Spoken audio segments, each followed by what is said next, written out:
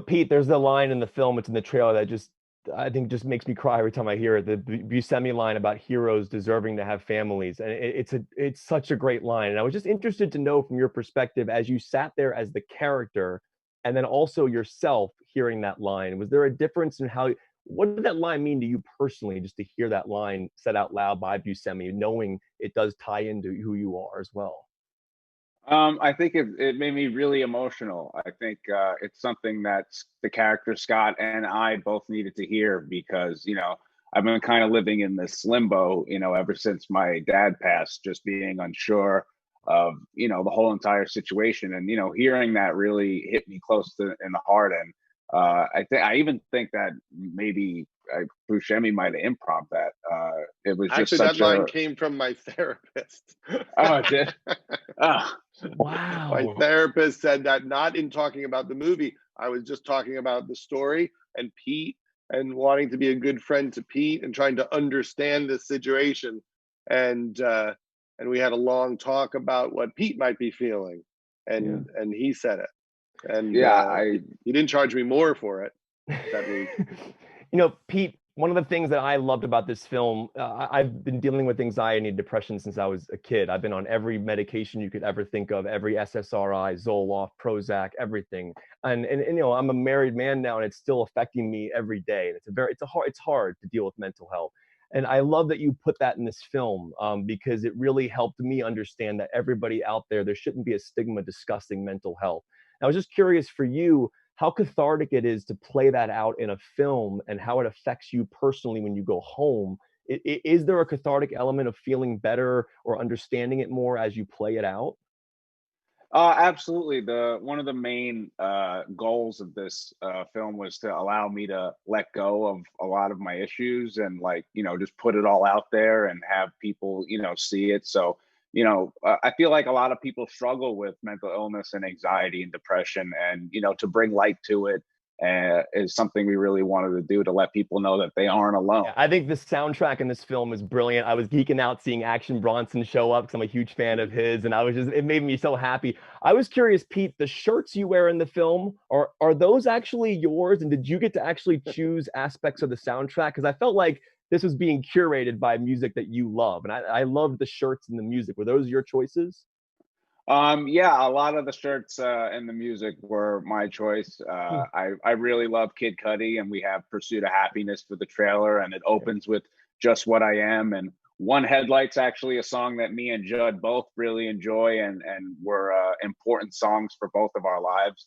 Yeah. And yeah, I just really love that they let me choose that, and they let me get to be as authentic as I wanted. Pete, I feel like this is a question you've probably been getting, but I'm genuinely interested in the divide, that line of you and the character. And I've watched Judd's films a lot over the years with funny people and Adam Sandler playing kind of himself but not, and then Amy Schumer playing kind of herself but not, even though her name is Amy in Trainwreck. For you, is there an actual line that you draw that you go, all right, this is going to be Scott, this is going to be me? Are there things you don't let go to the other side? For this, we let it all go. We really wanted it to be as transparent and honest as possible, and I think that we got that done. Yeah, and for Judd, for you, is that something you discuss with like Sandler and obviously and everybody who you've worked with in those divides, like finding that line? Well, each movie is different. Funny People, wasn't really based on Adam. It was more like a amalgam of, what we thought our worst egomaniacal impulses were. Yeah. This is us if we had really lost our minds. We thought a lot about Rodney Dangerfield actually when we were making that movie. But each time, we have a discussion about the character, and even though it's sometimes close to the person, we sit and we design what might be close to them and what isn't close to them. I'll end on this. I think, Judd, you shooting on 35 millimeter is so beautiful, and I think it makes the film timeless. And I wanted to get each of your perspectives real fast. I'll start with you, Pete, and then Judd. Working on 35 millimeter film, seeing the film, seeing the grain, how was that for you as an actor to be able to work on film like that? Because I just would love to be on set and see those cameras and check the gate. That must have been so cool. What was that like for you? It was exactly like that. It was exciting. I felt like I was in, like, movie summer camp. Like, just getting to, and also we had Bob Ellswood, who's one of the greatest cinematographers of all time. Yeah. So just getting to work with these people was really incredible, and I really enjoyed like having to work on 35 millimeter. It was really fucking cool. Yeah, and Judd, for you, you shoot 35 and you still do it, and I can't thank you enough for that because there's so many filmmakers like Tarantino who are they're still shooting 35 in film. Why do you continue to shoot film? And I love that you do it for comedies because I feel like a lot of comedies are shot digitally. Why do you do it as a filmmaker?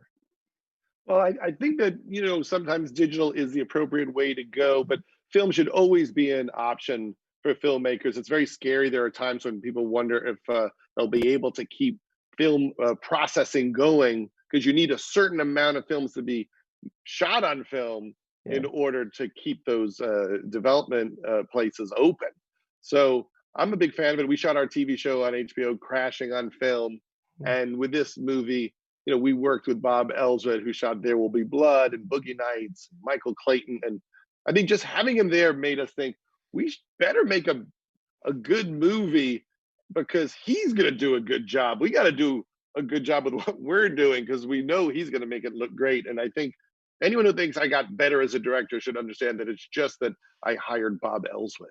Yeah, well, he's amazing. They're wrapping me up. Thank you so much for this movie, guys. And Pete, I think you and John Mulaney should go on SNL and do a review of Staten Island like you did for The Mule. That would be like one of the coolest things ever if you did that. And there's a line in this film that's also in the trailer that is so incredibly important, that you say that heroes deserve families.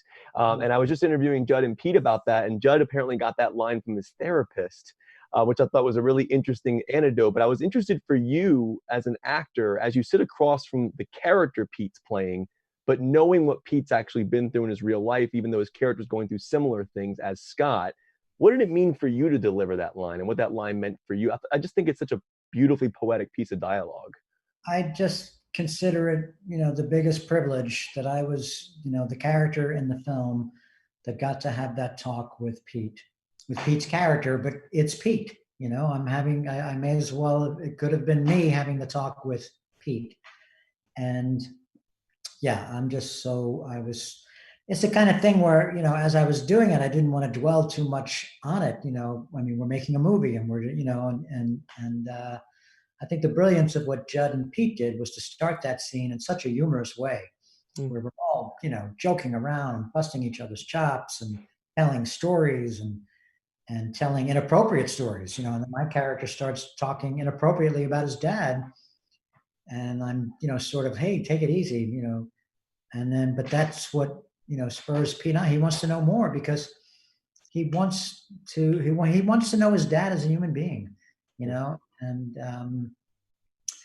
so I think that's when he's finally able to hear that, yeah, look, your dad had a lot of faults, your dad had a lot of issues, and yet at the same time, he was also a hero. Yeah. And yeah, he's like anybody else who, he wanted a family, and why shouldn't he have a family? And why? And yeah, you're paying the price. You never got to know your dad. But it's important that, that we have people like this in our lives, and they're people, and they deserve everything that life offers. Talking to you it's really cool because I grew up with your films, but I was interested to know, like with Quentin Tarantino and filmmakers like the Coen brothers, what you took from them as an actor that you still use now in a film like this. Because Judd's shooting 35 millimeter, Quentin loves 35 millimeter, obviously, but what did you pull from those filmmakers that you worked with multiple times that you still use today?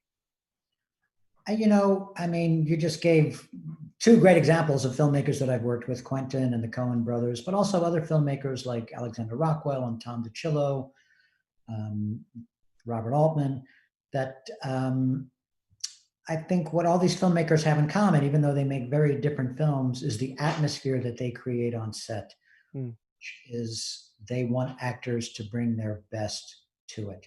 And they all, the material has to be good, but you have to have, other actors. Everybody has to be on, bring their A game. So I've certainly learned that from all of those people that I've worked with. Last thing I will say before you go is this movie is so emotional and so important. As you leave the film, do you find you have a friendship with Pete now that you guys can almost talk the way you do in the film? Well, I think after the film wrapped, I actually got to, hang out with Pete and his buddies in his basement. Huh. We were quarantined in Staten Island. Pete's been preparing for a quarantine for a long time. And that was just such another privilege for me to kind of get to know his world and his friends and just hang out and watch movies, watch Rodney Dangerfield movies all night. And to, yeah, I love the guy.